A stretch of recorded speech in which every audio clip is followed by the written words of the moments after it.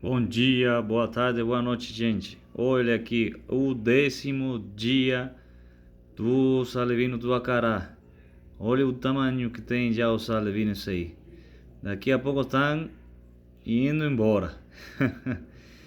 Saindo a perseguir os pais. Olha a bichinha como é que tá aqui, brava aqui. Olha a bichinha.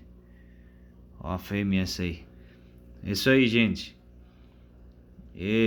Eu tive que colocar o filtro esponja porque eu perdi um monte de alevinos aqui, um filtro esse que tá aqui, filtro de cascada. Então, perdi um monte, então eu coloquei esse filtro esponja para não perder mais.